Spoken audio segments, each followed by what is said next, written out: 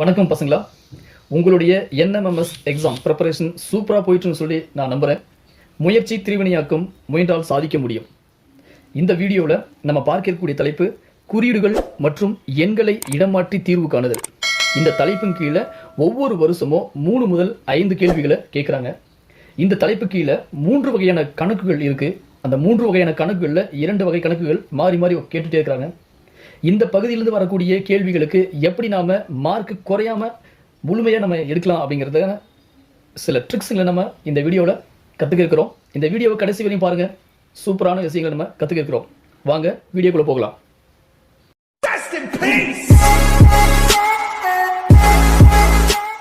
குறியீடுகள் மற்றும் எண்களை இடம் மாற்றி தீர்வு காணுதல். இங்கே முதல் கணக்கு நம்ம எடுத்துக்க போகிறது, முதல் கேள்வி, கூட்டல் என்பது கழித்தல் எனவும் பெருக்கல் என்பது வகுத்தல் எனவும் வகுத்தல் என்பது கூட்டல் எனவும் கழித்தல் என்பது பெருக்கல் எனவும் குறிக்கிறது எனில் இங்கே இருக்கக்கூடிய 252 பெருக்கல் 9 மைனஸ் 5 கூட்டல் 32 வகுத்தல் 92 இதோடைய மதிப்பு என்னன்னு கேட்குறாங்க. இந்த மாதிரி இந்த கணக்கில் பார்க்குறோம் அப்படின்னாக்கா எல்லாமே எண்களை கொண்ட ஒரு எண்கணித கோவைன்னு நம்ம சொல்லலாம். இந்த எண்கணித கோவையில் 4 கணித அடிப்படை செயல்பாடுகளும் வந்திருக்கு. இதுபோல் ஒரு எண்கணித கோவையில் கணித அடிப்படை செயல்பாடுகள் 4ம் வந்து அதுக்கு தீர்வு கண்டுபிடிக்கணும் அப்படின்னாக்க ஃபஸ்ட்டு நம்ம ரொம்ப கவனமாக இருக்க வேண்டிய இடம் BODMAS. அந்த ரூல்ஸை பயன்படுத்தி தான் விடையை கண்டுபிடிக்கணும். BODMAS. சரி பசங்களா? சரி, இந்த BODMAS விதியை பயன்படுத்துவதற்கு முன்னாடி நம்ம என்ன செய்யணும் அப்படின்னாக்க கணக்கில் ஒவ்வொரு குறியீடுக்கும் அதற்கு இணையான வேற ஒரு குறியீடு என்ன போடணும் அப்படிங்கிறத கொடுத்துருக்காங்க. அந்த குறியீடுகளில் முதல்ல கொடுக்கப்பட்டுள்ள கேள்வியில் பிரதியிடல் செஞ்சதுக்கப்புறம் சப்ஸ்டிடியூட் செஞ்சதுக்கப்புறம் தான் நமக்கு தேவையான BODMAS ரூல்ஸை யூஸ் பண்ணணும். BODMAS ரூல்ஸை பயன்படுத்தி தான் நம்மளால் விடையை கண்டுபிடிக்க முடியும். அப்படி நேரடியாக கண்டுபிடிக்கும் போது கண்டிப்பாக 100% தப்பாயிரும். சரி பசங்களா? சரி, இந்த கணக்கில் BODMAS பயன்படுத்த முடியும். இந்த BODMAS அப்படிங்கிற வார்த்தைக்கு என்ன விளக்கம் அப்படிங்கிறத பார்த்துட்டு போகலாம். பி அப்படின்னாக்க பிராக்கெட். ஒரு கணக்கில் பிராக்கெட் வருதுன்னா அந்த பிராக்கெட் இருக்கிறது தான் ஃபஸ்ட் நம்ம முடிக்கணும். இங்கே ஆஃப் என்பதற்கு ஓன்றதுக்கு ஆஃப் இல் அப்படின்னு பேர். டி என்பது டிவிஷன். அடுத்தது எம் என்பதற்கு பேர் வந்து மல்டிப்ளிகேஷன் பெருக்கல். ஏ என்பதற்கு அடிஷன் கூட்டல் செய்யணும். அடுத்தது கழித்தல், கடைசியாக கழித்தல் செய்யணும். இந்த வரிசை கிரமப்படி தான் நம்ம எண்கணித கோவையினுடைய கணக்கை வந்து தீர்க்கணும். அப்போ தான் நமக்கு விடை கிடைக்கும். சரி, ஃபஸ்ட்டு முக்கியமான விஷயம் என்னன்னாக்க இந்த மாதிரி வடிவம் கொண்ட கணக்கில் ஃபஸ்ட்டு முக்கியமான விஷயம் என்னன்னு பார்த்தோம் அப்படின்னாக்க கணக்கில் கொடுக்கக்கூடிய குறியீடுகளுக்கு பதிலாக மற்றொரு குறியீடு அதை சரியாக பயன்படுத்திடணும். அதாவது பிரதியிடல் செய்திடணும். செகண்டு BODMAS விதியை பயன்படுத்தணும். சரி பசங்களா? சரி, இந்த கணக்கில் நம்ம எப்படி ஈஸியாக ஆன்சரை கண்டுபிடிக்கிறத பார்க்கலாம் வாங்க. இந்த கணக்கு போகிறதுக்கு முன்னாடி கணக்கில் இருக்கக்கூடிய எண்களை மட்டும் கீழே எழுதிங்க. இங்கே 252, இங்கே 9, 5, 32, 92 எண்களை மட்டும்தான் எழுதிக்கிறோம். இந்த கணக்கு முதல் வகை கணக்கு குறியீடை இடமாற்றி தீர்வு கண்டுபிடிக்கக்கூடிய கணக்கு. அதனால் வெறும் எண்களை மட்டும் கணக்கில் கொடுக்கக்கூடிய எண்களை அப்படியே நம்ம கீழே எழுதிக்கிட்டோம். சரி பசங்களா? சரி, இப்போ நம்ம என்ன செய்ய போகிறோம் அப்படின்னாக்க குறியீடுகளை இடமாற்றுறோம். கூட்டலுக்கு கழித்தல், பெருக்கலுக்கு வகுத்தல், வகுத்தலுக்கு கூட்டல், கழித்தலுக்கு பெருக்கல். சரி, எண்களை எழுதியாச்சு. இங்கே முதல்ல இருக்கக்கூடியது பெருக்கல்.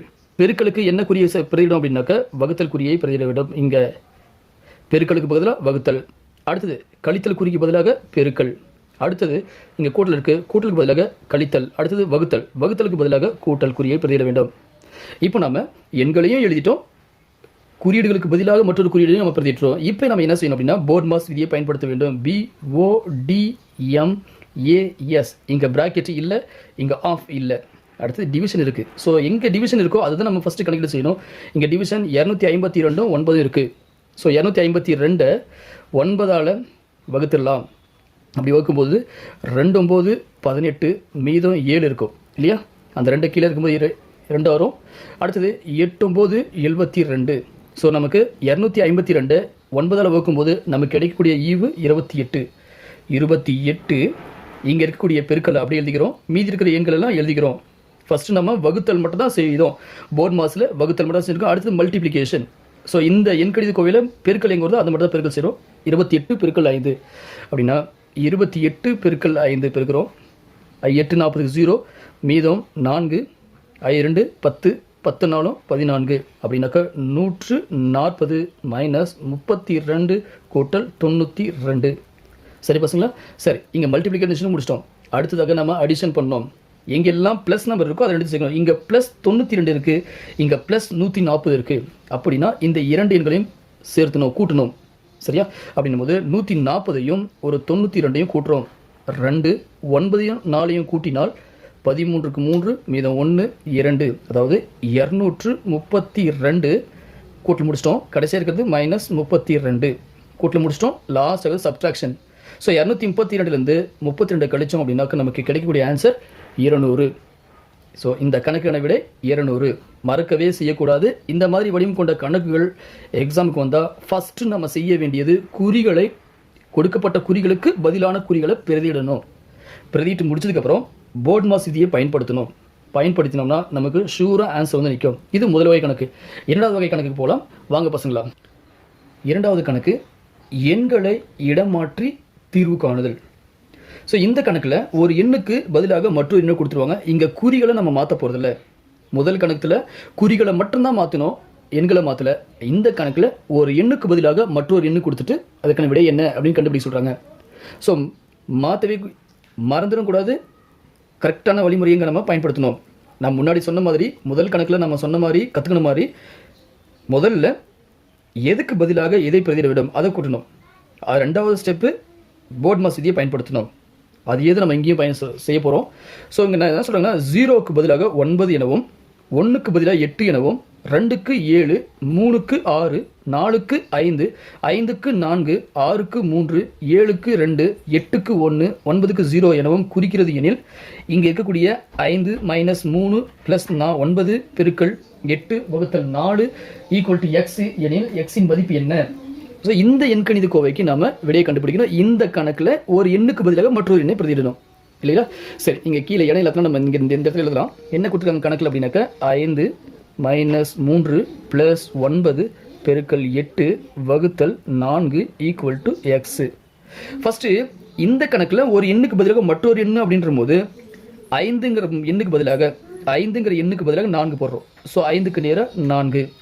அடுத்தது 3 என்கிற எண்ணுக்கு நேராக 6. அடுத்தது 9 என்ற எண்ணுக்கு நேராக 0. அடுத்தது 8 என்ற எண்ணுக்கு நேராக 1. அடுத்தது 4 என்ற எண்ணுக்கு பதிலாக 5. இங்கே ஒரு எண்ணுக்கு பதிலாக மற்றொரு எண்ணை பிரதிட்டு இருக்கோம். குறிகளை எங்கேயுமே மாற்றலை. அப்போ மைனஸ் அப்படியே வந்துடும். ப்ளஸ் அடுத்தது பெருக்கல் வகுத்தல் = x. அப்போ ஒரு எண்ணுக்கு பதிலாக மற்றொரு எண்ணை இடமாட்டிட்டோம். இப்போ நம்ம என்ன செய்யணும் அப்படின்னாக்க திரும்பவும் BODMAS ரூல்ஸ் நம்ம பயன்படுத்தி தான் விடையை கண்டுபிடிக்கணும். BODMAS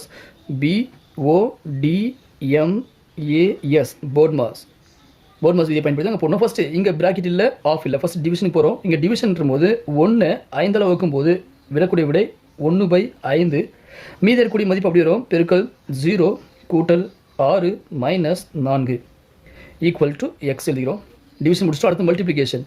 0ஐயும் 1/5ஐயும் நம்ம பெருக்கணும் அப்படின்னா கிடைக்கக்கூடிய ஆன்சர் 0 + 6 - 4 = 0. சரி பசங்களா? அடுத்தது அடிஷன் போகிறோம். அடிஷனில் இந்த 4 இந்த 0 கூட்டுறோம். கூட்டினாக்கா 4 - 6 = x நிற்கும். அடுத்து சப்ட்ராக்ஷன் போகிறோம். 6லிருந்து 4, அதாவது ஆப்போசிட் சைனாக இருந்தாக்க நம்ம கழித்தல் செய்துட்டு கழித்ததுக்கு பிறகு பெரிய எண்ணின் குறி எடுத்து போடுவோம் இல்லையா? இங்கே +4 இங்கே -6. ஸோ எதிர் குறிகளுக்கு ஆப்போசிட் சைனாக இருக்குது, கழிச்சிடுவோம். 6 4 கழிச்சோன்னாக்க 2, பெரிய நம்பர் வந்து 6, அதனுடைய குறி மைனஸ். அப்போ x = 2. இந்த கணக்கான விடை 2. ரொம்ப ஈஸியாக நம்ம ஆன்சர் கண்டுபிடிச்சிட்டோம். ஸோ கவனமாக இருக்க வேண்டிய இடம் ஒரு எண்ணுக்கு பதிலாக மற்றொரு எண்ணை பிரதியிடுவது. அடுத்தது கவனமாக இருக்க வேண்டிய இடம் BODMAS விதியை கரெக்டாக பயன்படுத்துவது. சரிங்களா? சரி, மூன்றாவது இந்த தலைப்பில் இருக்கக்கூடிய மூன்றாவது மாடல் கணக்கை இப்போ பார்க்கலாம் வாங்க. எண்களையும் குறியீடுகளையும் இடமாற்றம் செய்தால் கீழ்கண்ட சமன்பாடுகளில் சரியான ஒன்றை தேர்ந்தெடு. அதாவது நம்பர் 3ஐயும் மற்றும் நம்பர் 6ஐயும் இடமாற்றம் செய்யணும். 3 இருக்கிற இடத்துல 6 பிரதியிடணும், 6 இருக்க வேண்டிய இடத்துல 3 பிரதியிடணும். அப்போது ஒரு நம்பருக்கு மற்றொரு நம்பர் திரும்ப அப்படியே ரிவர்ஸ். ஸோ இடமாற்றம் 3க்கு பதிலாக 6ஐயும் 6க்கு பதிலாக 3ஐயும் பிரதியிடணும். அடுத்தது கூட்டலுக்கு பதிலாக வகுத்தல். கூட்டல் குறிக்கு பதிலாக வகுத்தல் குறியையும், வகுத்தல் குறியீடுக்கு பதிலாக கூட்டல் குறியையும் இங்கே இருக்கக்கூடிய 4 சமன்பாடுகளில் பிரதிட்டு எந்த சமன்பாடானது சரியாக வரும் அப்படிங்கிறத சமன்பாடை கண்டுபிடிக்கணும். ஸோ முன்னாடி பார்த்த 2 மாடல் கணக்கையும் ஒன்றுத்துலேயே வச்சுக்கக்கூடிய கணக்கு இது வந்து இந்த கணக்கு. இந்த மாதிரி கணக்கு வந்து பார்த்தீங்கன்னா ஒவ்வொரு வருஷமும் ஒரு கேள்வி கேட்குறாங்க. ஆனால் ரொம்ப ரொம்ப சிம்பிள் கணக்கு இது. சரி, என்ன சொல்கிறாங்க, அதாவது ஒரு நம்பருக்கு பதிலாக மற்றொரு நம்பர்னு சொல்கிறாங்க இல்லையா? அந்த நம்பரை மட்டும் ஃபஸ்ட்டு மாற்றணும். அதாவது இங்கே பாருங்கள், ஃபஸ்ட் நம்ம ஏல போயிட்டு ஆன்சர் சரி பண்ண போகிறோம். 6க்கு பதிலாக 3 போட சொல்கிறாங்க, 3க்கு பதிலாக 6 போட சொல்லிட்டாங்க. ஈக்குவல் டு அப்படி தான் இருக்கும். அடுத்தது கூட்டல் குறிக்கு பதிலாக வகுத்தல் குறி, வகுத்தல் குறிக்கு பதிலாக கூட்டல் குறி ஞாபகம் வச்சுங்க இல்லையா? அப்படின்னா வகுத்தலுக்கு பதிலாக கூட்டல், கூட்டலுக்கு பதிலாக வகுத்தல். மீதி இருக்கிற எண்களில் எதுவுமே இடம் மாறாத 72 9. ஸோ இங்கே குறியீடு எண்களையும் மாற்றிடுறோம், குறியீடையும் மாற்றிடுறோம். ரெண்டுத்தையும் செய்ததுக்கு பிறகு போட்மாஸ் விதியை பயன்படுத்தணும். நமக்கு தெரியும் போட்மாஸ் ரூல்ஸு BODMAS போட்மாஸ் ரூல்ஸ் பண்ணுறோம். ப்ராக்கெட்டில் ஆஃபில் டி இருக்குது டிவிஷனு. ஃபஸ்ட் இங்கே டிவிஷனை அப்ளை பண்ணும்போது 8 9 72 கூட்டல் 3 ஈக்குவல் டு 6. அடுத்தது டிவிஷன் பண்ணுறதுக்கு மல்டிப்ளிகேஷன் இல்லை, அடிஷன். 8ஐயும் 3ஐயும் கூட்டினா 11 ஈக்குவல் டு 6. 11 6 சமமா இல்லையே? அப்போது ஏ ஆனது சரியான விடை கிடையாது. இதை போலவே மற்ற 3 ஆப்ஷன்கள் நம்ம பயன்படுத்தணும். சரி, இந்த கணக்கு வரும். இந்த கணக்கில் 24 எழுதிக்குவோம், அடுத்து 8 எழுதிக்குவோம்.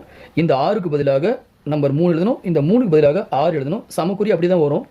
இங்கே குறியீடை சேஞ்ச் பண்ண சொல்லுது. ப்ளஸ்ஸுக்கு பதிலாக வகுத்தல். இங்கே ப்ளஸ் இருக்குது, இங்கே வகுத்தல் போட்டுருவோம். இங்கே வகுத்தல் இருக்குது, வகுத்தலுக்கு பதிலாக ப்ளஸ் பண்ணணும். சரிங்களா? ஸோ போர்ட் மாஸ் படி ஃபஸ்ட் டிவிஷன் இதை டிவைட் பண்ணும்போது நம்பர் 3 கிடைக்கும். மீதி கூடிய 2 எண் plus 3 equal to 6. Multiplication BODMAS படி நம்ம போடணும். ஆனால் இங்கே மல்டிப்ளிகேஷன் இல்லை. அடுத்து நம்ம அடிஷனுக்கு போயிடுறோம். அடிஷனில் 3ஐயும் கூட்டும்போது 6 equal to 6. So 3 equal to 3 கூட்டல் 3 ஈக்குவல் டு 6, 6 ஈக்குவல் டு 6. அப்படின்னா விடை பி தான். சரிங்களா? ஸோ இந்த கணக்கு முன்னாடி பார்த்த 2 கணக்குகளையும் கலந்துருக்குது. ஸோ இங்கேயும் நம்ம என்ன செய்ய போகிறோம், குறியீடுகளுக்கும் எண்களுக்கும் இடம் மாற்றிட்டு போர்ட் மாஸ் விதியை பயன்படுத்துகிறோம். ரொம்ப ரொம்ப ஈஸியான ஒரு கணக்கு கற்றுக்கிட்டோம். இதுக்கு முன்னாடி எண் தொடர் வரிசை கணக்கிலிருந்து நம்ம 5 மதிப்பெண்ணையும், இந்த கணக்கிலிருந்து சராசரியாக 4 மதிப்பெண்ணும் 9 மதிப்பெண்களை நம்ம இப்போ எடுத்தாச்சுன்னு நினச்சிக்கலாம். மொத்தமாக 90 மார்க் இல்லையா? 90 மார்க்கில் 9 மார்க் இப்போ நம்ம எடுத்து முடிச்சிட்டோம். சரி பசங்களா, சூப்பராக ப்ரிப்பேர் பண்ணுங்கள். அடுத்த வீடியோவில் உங்களை சந்திக்கிறேன். பாய் பசங்களா.